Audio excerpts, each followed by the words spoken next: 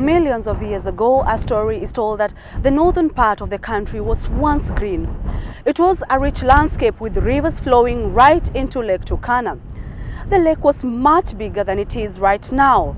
It is believed that it is during this time that the Turkana boy, or better known by his native name, Narioko Tome, lived here. He walked on these plains 1.8 million years ago. His remains put Marsabit County and the entire country on the global map as truly the cradle of mankind.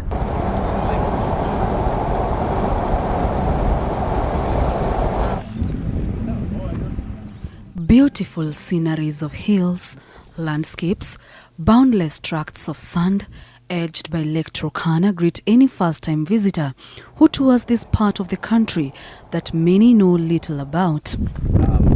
The optical nourishment starts from Lake Samis all the way to Loyangalani, Koobi Fora up to Ileret, next to the Kenya-Ethiopia border. In between are discoveries that have earned the county of Marsabit a name that is not too common, the Cradle of Mankind, with a historic record that dates back to over 100 million years ago, way back to the age of dinosaurs. Erosion has made it possible to expose, in a sense, the history of humankind going back to at least 4 million years and up to about 1 million years, the early stages of human evolution. There's no other place like it in Africa or the world for that matter.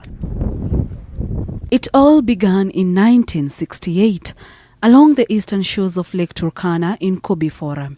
The team leader of the research work was world-renowned paleontologist Dr. Richard Leakey.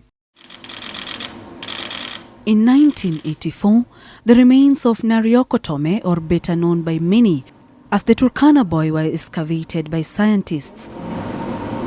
The Turkana boy was about 5 foot tall, was around 15 to 16 years old, was lean and had a tall body, had a bigger brain, could scare other animals away, he cooked his food, and is the only complete skeleton found in the world. They had to forage on a landscape where they had to find different food sources at different times of the year. So we call it that they were probably mentally mapping the landscapes. They knew where the resources were and they knew at what time of the year. We've got to understand that these were intelligent creatures. They couldn't read or write.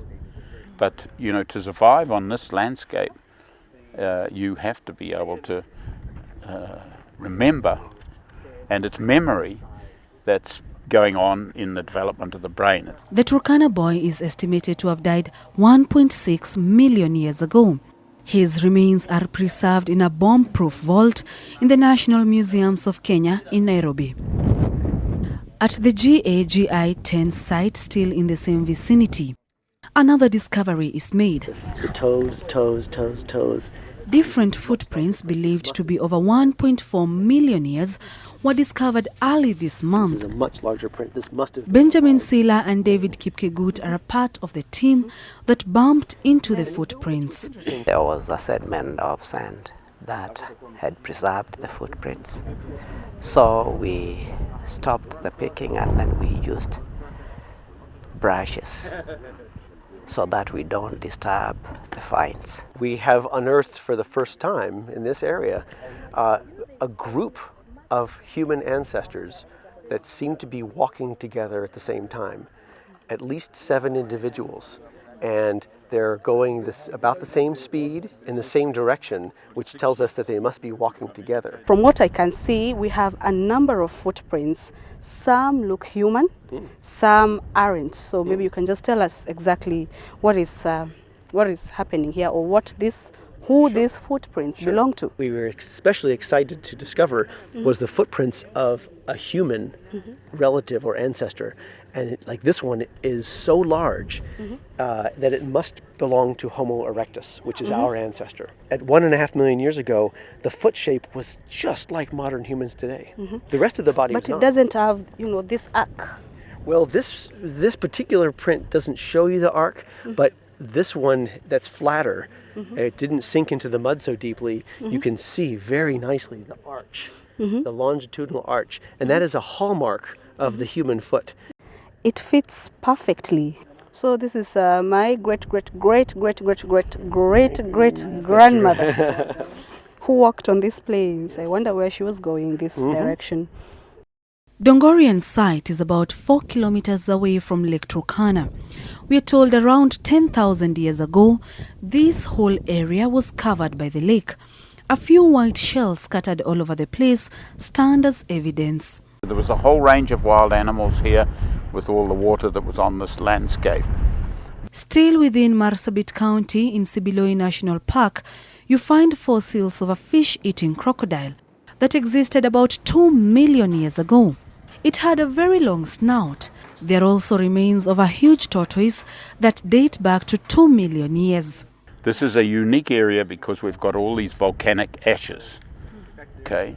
And they have a time clock, really, in those ashes that a geophysicist can unlock and tell us what the time was.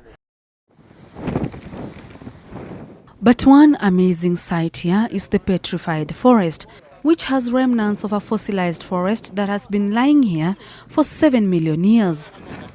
The size of the tree trunks are evidence that this area was once wet. These tree trunks were organic material, but when they fell, they may have been buried by sand, sediments, and over time, the minerals in the sand, the minerals in the sediments percolated into the organic material of the trees, and over time they hardened and became rocks. It's possible to have an accurate date for organic material.